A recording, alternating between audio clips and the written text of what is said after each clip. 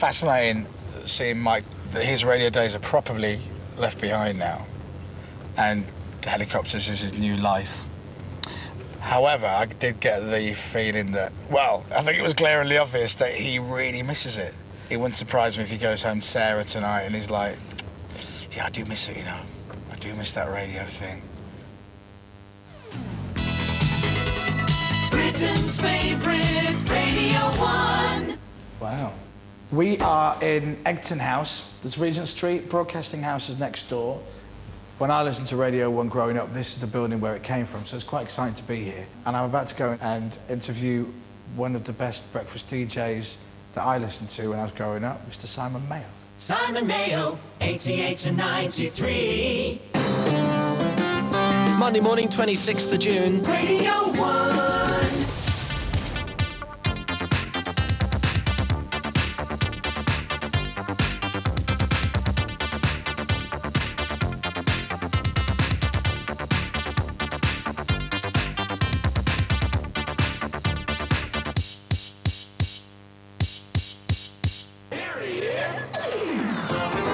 It's me. Simon Mayo.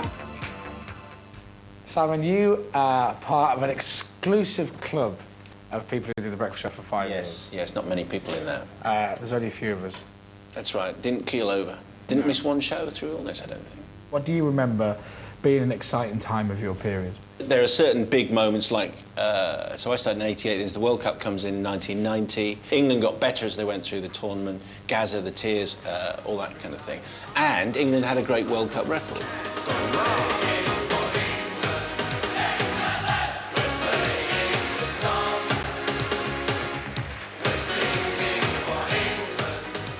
It got to the point where everybody was talking about football. And in 1990, that wasn't the case. In fact, talking about sport on The Breakfast Show was not really what you were supposed to do because it was seen as divisive. But I wanted to do sports news, so we did a little bit of that. And then the World Cup became such a big deal, and the New Order record was such a big hit that it really became like a national obsession, just for a couple of weeks. But that was the time when everyone was tuning in. So you do think, actually, we are at the heart of something here. Do you remember the John Barnes rap? I do. I can't remember the words. If that's what you're trying to lead me into, I'm not going to even try the John Barnes If I give you a line, do you think you might pick it up? No, but feel free, you do it. You must be slow or fast, but you must get to the line. Yes. They'll always hit you and hurt you. Yeah.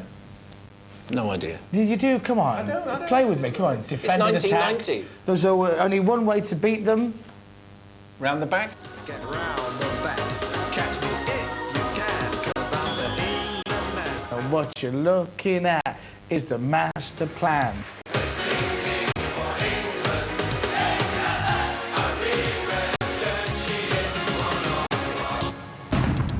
Radio 1 News Beat. The Gulf War, now about to enter its third day, has widened and deepened. For the first time, strikes are being flown direct from a NATO country, Turkey. And then the Gulf War breaks out. It did. Talk me through what happens when a war breaks out and you're the guy on the radio in the morning putting a little smile on everybody's face. I mean, this is a very Radio 1 focus history of the Gulf War, where there are clearly a lot of issues. It's all relative. This is what it's about. Bands had to change their song titles. Massive Attack had to drop the attack off their name because it was deemed inappropriate to say Massive Attack. Looking back on it, that's just stupid. It's just a band name. You can say Massive Attack without it being a reference to the Gulf War. But they still do things like that these days. So there was that, the kind of superficial side of things. But I think the other bit was the realisation that overwhelmingly the family and relatives of the troops got their information from Radio 1. That's it. That was the most important thing to remember. So that it tempered the atmosphere, obviously. You had to kind of reflect what was going on out there. So the fact that when a war has broken out, it does affect the mood of the show, it affects the tone of the show, but it's kind of a subliminal thing. You just instinctively know where to pull back and what not to do. And I think there's an element of the show has to go on. People still want a smile on their face, they still want the weather, they still want the travel, they still want the news and a few good records. So essentially, the job is the same. You just rein it in a bit. And still to come on Radio 1 FM, heading up towards 9 o'clock.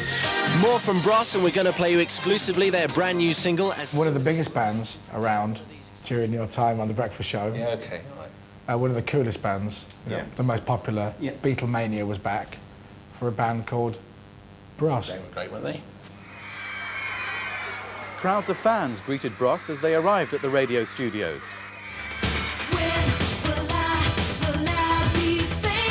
When is this album going to come out, guys? Probably September, October time. September, October. Is going to be called... We can't say yet. It's going to be called We Can't Say Yet. Bros happened to be the biggest band. You know, you take the musical style that's around at the time. What do I... Is that, I get a feeling you're embarrassed? You run with that? No, not at all. That's why I'm smiling. Because they're happy memories. And if you were on in '88, you'd have had Bros on as well. I don't... And they were huge. It's fine. You know, don't feel embarrassed. I'm not... Bros were massive. Or defensive in any way. I got to take that, you get Bros. It's fine. But still on the station was some of the older DJs. Who did you have in mind there? DLT, people like that. And with that came Smashing Nicey. Obviously, you're not a Smashing Nicey character, but you worked with people that they based the guys on. Yeah, I mean, you have to say that these guys, who they were taking the mickey of, in their time, they were bigger radio stars than you or I will ever be. They had, they had audiences that we would die for. And they could turn up, do a show from a shop window, and they'd have to shut the town just because, you know, these people were huge massive stars. Massive. And that whole Smashy and Nicey thing probably finished off a number of careers because people looked at it, and in the best comedy, you know, there's some truth in there, and people thought, you know what, I think it has got a little bit cheesy now, and it's time to stop. Simon Mayo, thank you very much. Christopher Moyles, it's been a pleasure. Britain's favourite Radio 1. It's funny speaking to Simon about the changes with Radio 1 and the Smashy and Nicey era and the view of the old-fashioned DJs, because after Simon finished, Radio 1 was about to have a massive, massive change.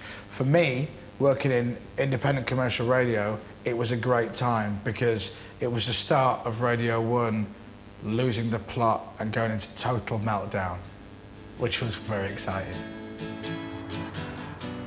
Simon Mayo obviously had a great gut instinct for what to talk about in the morning. He definitely changed the way The Breakfast Show worked, but by the end of his reign in 1993, there were far bigger issues.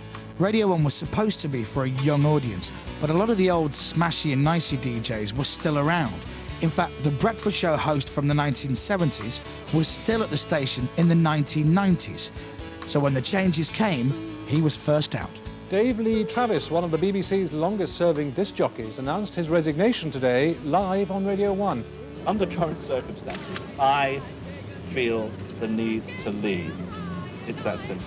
Scream from the top of my lungs, what's going on? In our town. The BBC has announced a shake-up at its most popular radio station, Radio 1. New breakfast presenter Mark Goodyear is 31. Radio 1 wants younger listeners, but not at the expense of an older audience. I think it did feel like Radio 1 needed to change. There needed to be some new blood, and those of us who were already there, but not, if you like it, on the front line, thought, well, could it be us? But Mark's brief stint on breakfast turned out to be more of a warm-up for the station's biggest star. Steve Wright, 94 to 95.